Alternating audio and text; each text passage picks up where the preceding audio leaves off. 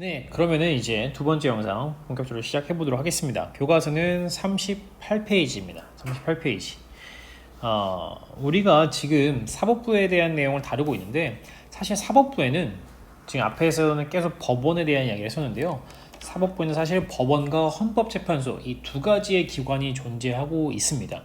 사실 그 법원이라는 큰 틀 안에 헌법재판소가 이제 포함되어 있긴 하지만 조금 둘 나눠서 다시 말씀을 드려볼게요. 어쨌든 간에 좀 구체적으로 말씀드리면 사법부는 법원과 헌법재판소로 나눠져 있고 둘은 서로 다른 기관입니다. 그래서 법원에서의 판사와 헌법재판소의 판사는 다른 사람들이요. 뽑히는 것도 다르게 뽑히고 다른 방식으로 뽑히고요. 그런데 일단 오늘은 법원까지만 다룰 예정이고요. 다음 주에는 헌법재판소를 다루도록 하겠습니다. 왜냐하면 오늘 법원에 대한 이야기만 해도 굉장히 좀 많은 이야기가 될 것 같아서 어쨌든 포인트는 사법부는 법원 플러스 헌법재판소고요. 오늘은 법원까지만 수업하겠다는 것입니다. 그래서 38페이지 보도록 할 건데요. 여기 이제 법원의 주요 조직 나와 있어요. 사실 이 부분 되게 깊게 공부하면은 엄청 디테일하게 공부할 수 있는 부분이에요. 그래서 이 중학교 교과서마다도 이 설명해 놓은 수준 정도가 많이 달라요. 깊게 설명되어 있는 교과서도 있고 얕게 설명한 교과서도 있어요. 우리 학교 교과서 같은 경우는 약간 중간 정도라 볼 수가 있는데 선생님은 이제 온라인 수업이라는 좀 한계도 있고 해서 조금 얕은 수준으로 설명을 할 거예요. 그래서 다른 교과서나 문제집의 내용보다 조금 적은 내용을 가르칠 예정이거든요. 그러니까 좀 이해해 주기 바라고, 만약에 자기가 문제집을 풀거나 다른 강의를 듣다가 모르거나 뭐 궁금한 일이 있다면은 따로 질문을 해주면 좋겠습니다. 예, 어려운 것을 알고 싶은 친구들 있을 테니까요. 그렇죠? 그러면 이제 본격적으로 법원의 주요 조직에 대해서 살펴보도록 하겠습니다. 이제 왼편, 우리 교과서 이제 왼편에 보면은 우리나라 법원의 조직이라고 이제 그림이 나와 있죠. 여기에 먼저 필기를 하고 시작을 할 건데요. 여러분들이 다들 알겠지만 우리나라는 최대 그 재판을 몇 번까지 할 수 있죠? 그렇죠. 총 3번까지 재판을 받을 수 있습니다. 그리고 우리는 3심까지 받을 수 있다라고 3심 제도라고 하는데, 이러한 제도를 만든 이유는 그렇죠. 당연히 억울한 재판을 바로잡을 기회를 두기 위해서이죠. 그렇죠. 그래서 3번까지 재판을 할 수 있다. 일단 이 정도 알아보고 나서 우리가 이제 한번 필기를 해볼 건데, 일단은 먼저 가운데 줄기만 볼 거예요. 이렇게 가운데 줄기만 먼저 볼 거예요. 요것들은 이제 좀 이따가 볼 거거든요. 그래서 잠시 X표를 좀 쳐둘게요. 요거 여러분들의 이해를 돕기 위해서 잠시 요것들을 안 보고 가운데 있는 줄기만 먼저 보도록 하겠습니다. 필기할게요. 좀 확대해서 할게요. 확대해서 요렇게 보겠습니다. 첫 번째, 이 가장 아래층, 요층, 이걸 첫 번째 재판이라고 하겠죠. 그래서 1층을 우리는 뭐라고 하냐면은 1심, 첫 번째 심판 1심이라고 하고요. 그 다음에 여기서 불만이 생겼을 때 두 번째 재판으로 올라갈 수 있죠. 그럼 우리는 2심이라고 합니다. 그럼 역시나 마찬가지로 마지막 대법원은 세 번째 심판이기 때문에 3심이 되겠죠. 그렇죠. 그런데 만약 우리가 1심에서 억울한 판단을 받았으면 우리가 이제 위로 올라갈 수가 있어요. 위로 이렇게 올라갈 수가 있는데, 이때 중요한 건요. 중요한 거는 1심 재판에서 이제 2심으로 올라갈 때 요 용어를 뭐라고 하냐면 우리는 이제 요거를 항소한다라고 그래요. 항소. 항의한다는 것이요. 소송을 항의한다는 거야. 1심 재판이 불만이야. 그래서 내가 항의하는 거야. 그 소송에 대해서. 그래서 2심으로 넘어갑니다. 고등법원 넘어갔어. 근데 또 고등법원의 판결이 마음에 안 들 수도 있잖아요. 그래서 다시 3심으로 가는 것. 이걸 우리는 뭐라고 하냐면은 이거를 상고라고 해요. 상고. 중요한 거는 뭐냐면요. 이 항소랑 상고라는 말이 비슷비슷해요. 이거는 항의한다는 뜻이고 이거는 위에 알린다는 뜻인데, 포인트는 뭐냐면은 이 두 개의 용어를 구분하셔야 돼요. 1심에서 2심으로 가는 것은 항소, 2심에서 3심으로 가는 것은 상고. 요거를 꼭 구분할 줄 알아야 돼요. 수능에서도 이 용어를 가지고 낚시 문제를 엄청나게 많이 내거든요. 그래서 여러분들이 이 항소와 상고를 구분할 줄 알아야 돼요. 근데 그럼 어떻게 조금 외우냐? 조금 쉽게 얘기하면은 고자가 여기 고라고 보면은 고가 높을 고자 이런 거 있죠? 그러니까 뭐야? 그냥 이렇게 외우세요. 좀 더 위에 것이 상고, 고자를 써서 좀 더 상고고요. 아래쪽은 그냥 항소라고 외워두세요. 둘 중에 항소와 상고 누가 더 높냐면은 상고가 좀 더 높다. 왜냐면 고자가 들어가니까. 이렇게 그냥 외워두세요. 알겠죠? 그런데 이제 이렇게 어려운 용어를 왜 통일시키지 않고 두 개로 나눠 쓰냐, 이렇게 불만인 친구들도 있을 거예요. 사실 선생님도 이거 공부할 당시에 이거 진짜 용어가 너무 어려운데 왜 굳이 나눠 쓰는 거야, 그냥 위로 신청하는 신청하다라고 쓰면 되잖아, 그치? 이렇게 고민을 많이 하고 불만도 많이 있었어요. 근데 이제 이렇게 하는 이유는 신문이나 뉴스에서 뭐 이렇게 나오죠. 이번에 A씨가 항소 신청했다 혹은 상고 신청했다 라고 이렇게 얘기하면은 이 청중들은 1심에서 2심으로 갔구나 혹은 2심에서 3심으로 갔구나를 바로 알 수 있기 때문에 이렇게 구분했다고 생각하면 좋겠습니다. 그래서 그 부분 좀 불만이 있더라도 좀 참아주기 바라고요. 외워줬으면 좋겠어요. 그리고 이제 이 아래에 이게 지원이라고 나와 있는 부분 있죠. 여기 지원이라고 나와 있는 부분 있죠. 이거는 그냥 몰라도 돼요. 그냥 이거는 뭐냐면은 이 지방 법원들이 너무 많은 일을 담당하기 때문에 이것들을 조금 도와주는, 지원하는 법원 혹은 작은 법원이라고 생각해도 됩니다. 그 정도랑 이해하면 될 것 같고요. 여기 있는 내용들은 사실 몰라도 됩니다. 됐죠? 네, 여러분들의 이해를 돕기 위해서 법원 조직에 관련된 검색을 해보도록 할게요. 다음은 검색창에 법원을 검색을 해주십니다. 법원을 검색하면은 되겠죠? 근데 우리는 이제 사법부의 소개, 여기 나와 있는 사법부 소개로 들어가고요. 그 다음에 이제 법원의 조직으로 들어가겠습니다. 그러면은 이렇게 나오게 될 거예요. 지금 보시면은 맨 위에 대법원이 있고요. 그 아래 고등법원들이 이렇게 나와 있습니다. 고등법원 보니까 하나, 둘, 셋, 넷, 다섯, 여섯 개밖에 존재하지 않습니다. 고등법원. 거기 이제 옆에 추가로 특허법원이 이렇게 나와 있고요. 그 다음에 이제 고등법원들 아래 보면은 이제 이렇게 무슨 지방법원 이렇게 나와 있죠. 이런 것들이 이제 1심을 담당하는 지방법원들이고요. 그런 지방법원들 외에 여기 보면 가정법원 이렇게 있기도 하고요. 그 다음에 이제 행정법원 이렇게 나와 있기도 합니다. 이제 그 외 같은 경우에는 거의 다 지방법원이라고 보면 되겠고, 여기 보니까 지방법원 아래 고양지원이라고 해서 지원 나와 있었죠. 이건 뭐냐면은 선생님이 얘기했었을 때 법원을 도와주는 조그마한 법원을 얘기했었습니다. 지방법원 도와주는, 이건 몰라도 된다고 했었죠. 어쨌든 간에 이제 법원의 조직 자체가 대법원과 고등법원 그리고 그 아래 지방법원 이런 식으로 존재한다고 보면 되겠고요. 조금 뭐 이나마 이해가 됐길 바라면서 한번 준비해 봤고요. 다시 교과서로 넘어가도록 하겠습니다.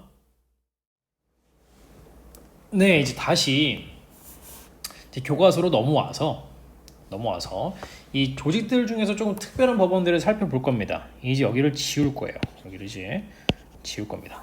이제 법원들을 살펴볼 건데 1심에서는 지금 보이는 거 같이 지방법원과 다르게 이제 가정법원, 행정법원이 같이 있어요. 사실 지방법원이 담당하는 것은 뭐 각종 범죄 아니면 이게 우리 서로 간에 뭐 다툼이 발생했을 때 나오는 이제 지방법원, 제 가장 일반적인 것들을 다루는 지방법원이고, 그 외에 1심에서는 이제 가정법원과 행정법원이 있는 건데요. 가정법원 일단 줄 치면서 한번 이쪽에 내용이 나와 있거든요. 줄을 치면서 살펴보도록 하겠습니다.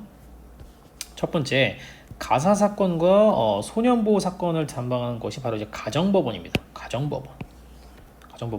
그 다음에 두 번째로는 뭐가 있냐면은 잘못된 행정적인 관한 소송을 담당하는 행정법원이 있고요. 1심에서 그 다음에 좀 더 줄을 치면은 특허무와 관련된 사건을 담당하는 곳이 바로 이 특허법원이 있습니다. 특허법원 하나씩 살펴보도록 할 거예요. 먼저 가정법원부터 한번 살펴보겠습니다. 가정법원은 여기 써있게 가사사건과 소년보호 사건이라고 나와 있거든요. 가사사건은 가정 내에서의 일들을 이야기합니다. 가정 내, 가사일 이런 거 있죠. 그래서 어떤 것들이 있냐면은 이혼, 상속 이런 것들을 담당하기도 하고요.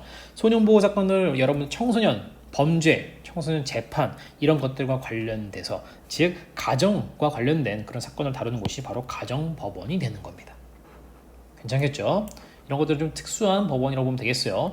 그 다음에 이제 행정법원 볼게요. 행정법원은 잘못된 행정작용 이렇게 나와 있는데 이런 거예요. 행정부가 만약에 행정부 혹은 공공기관이 어떤 걸 잘못했어, 내가 피해를 받았네. 그것에 대한 재판을 신청한 경우인데 예를 들어서 이렇게 한번 예를 들어볼게요.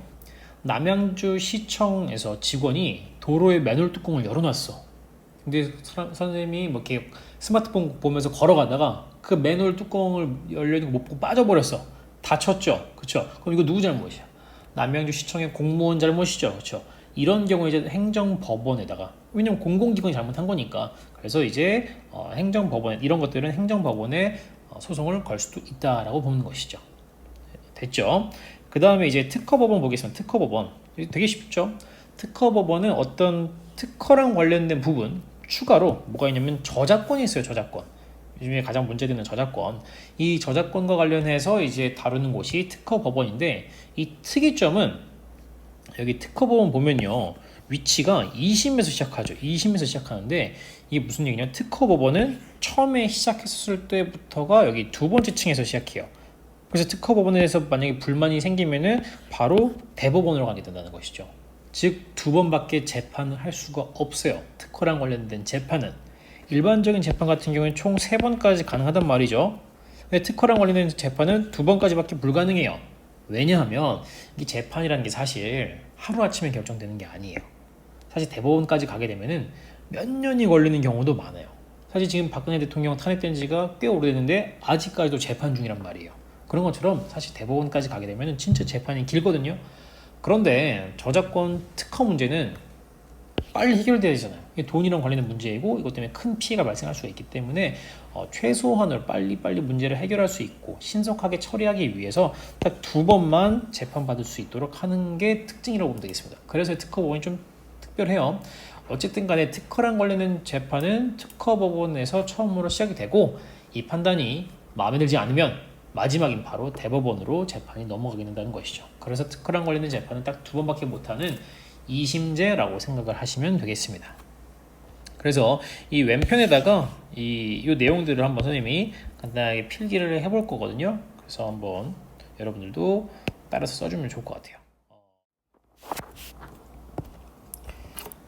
좀 시간을 단축하기 위해서 선생님이 좀 빠르게 필기 해봤어요. 그래서 여러분들은 이렇게 여기 있는 내용을 이렇게 정리하면은 조금 보기 편하지 않을까 싶어서 한번 정리를 해봤습니다.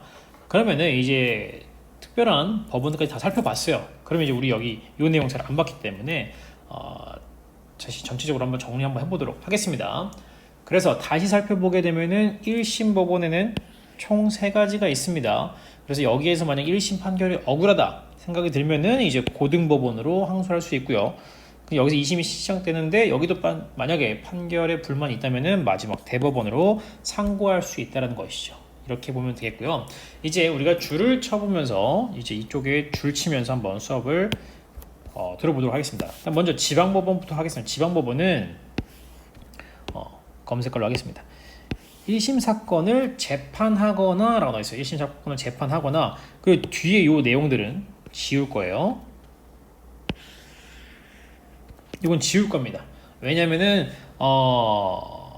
이 부분이 사실 맞는데요. 맞고 여러분 설명해 줄 수 있지만 그냥 복잡하고 여러분들에게 혼란만 줄 것 같아서 이거는 이제 중학교에서 굳이 다룰 내용은 아니어서 선생님이 그냥 패스하겠습니다. 그래서 여러분들은 그냥 이 지방법원은 1심 사건을 재판한다 라고 알면 될 거야. 이렇게 기억해 두세요.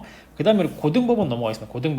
고등법원은 이렇게 줄을 그냥 치면서, 고등법원은 줄 치면서 볼게요. 지방법원, 가정법원, 행정법원의 1심 판결에 불복해서 항소한 사건을 재판한다라고 되어 있습니다. 포인트는 이제 항소예요. 항소 1심 판결에 불복해서 항소한 사건을 재판하는 것이 바로 이제 고등법원 되겠고, 그 다음에 마지막 3번째 대법원 보겠습니다. 대법원은 어떻게 보면 되겠냐면요. 대법원은 여기다 줄을 칠게요. 고등법원의 판결 불복, 그 다음에 특허법원의 판결 불복해서 상고한, 여기다 우리가 이렇게 볼게요. 한번 항소, 상고한. 그러니까 대법원 같은 경우에는 고등법원의 판결 혹은 특허법원의 판결을 불복해서 상고한 사건을 재판하는 것이라고 보면 되겠어요. 파란 색깔로 칠게요. 파란 색깔. 이렇게 빨간 색깔 좀 표시를 차이를 두기 위해서 파란 색깔로 해보겠습니다.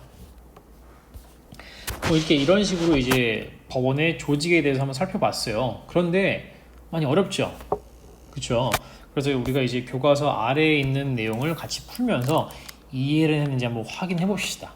이 문제 1번을 풀어볼 건데요. 여기 1번 풀어볼 건데 여러분들은 영상 잠시 멈췄다가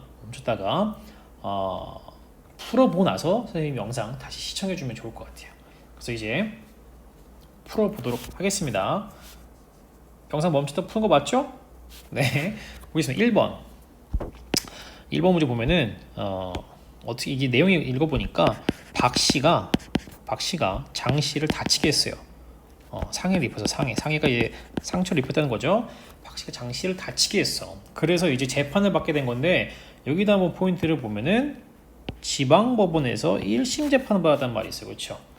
지방법원에서 1심 재판 받았다. 지금 첫 번째 재판을 받은 거구나. 지방법원에서. 그런데 자기가 받은 형벌이 좀 과하다고 생각했나 봐요. 그래서 이 사람이 뭘 신청했냐면은 항소를 신청했어. 그럼 답 나왔죠. 항소를 신청한다는 것은 2심으로 간다는 것이고 2심은 어디서 담당하냐면은 그렇죠.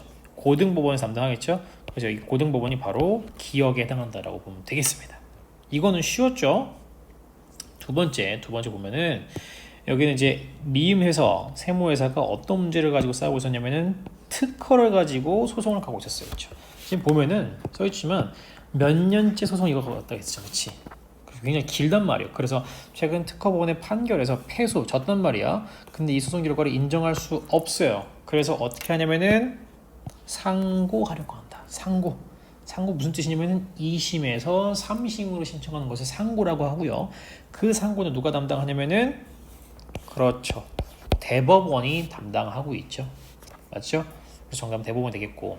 사실 이제 이 문제를 통해서 여러분들이 이제 어떻게 공부를 해야 하느냐라고 한다면은 법원들의 이름, 뭐 특성들 이런 거 알아야 되겠고요. 1심에서 2심으로 신청하는 것을 항소, 2심에서 3심을 신청하는 것을 상고라고 하는 것을 알아두셔야 돼요. 물론 이제 나중에 문제풀이 영상을 따로 또 찍어서 더욱 많은 문제들을 같이 풀어볼 예정이에요. 그러니까 너무 지금 어렵다라고 걱정하지 마시고 나중에 문제풀이 영상을 같이 보면서 공부하면은 좀 더 이해하기 좋을 것 같아요. 네, 이제 마지막으로 오늘 법원의 기능 이 부분 살펴보고 수업 마무리하도록 하겠습니다. 줄치면서 시작하도록 할게요. 첫 번째 법원의 가장 중요한 기능은 이제 재판이다. 이게 이제 중요한 내용이 되겠죠. 그래서 재판을 통해서 뭐 법률 해석하고 적용함으로써 분쟁을 해결한다. 이러한 것들을 이제 우리 법원의 기능이라고 보겠습니다. 그 다음에 또 이어서 줄 쳐보도록 하겠습니다. 또한 재판을 진행하는 과정에서 관련 법률이 헌법에 위반되는지가 문제가 될 경우 헌법재판소에 심판을 제청할 수 있다라는 말 나와 있는데 엄청 어렵죠. 무슨 말인지 하나도 모르겠죠, 그렇죠? 근데 이 내용은 이 다음 페이지에 있는 이 헌법재판소와 이제 관련된 내용이에요. 그래서 이 부분은 지금 줄은 쳤지만 다음 주 수업 시간에 같이 살펴보도록 하겠습니다. 알겠죠? 그러니까 너무 걱정하지 말고 계속 이어보도록 하겠습니다. 그 다음 줄은요. 이렇게 한번 쳐볼게요. 좀 두껍게.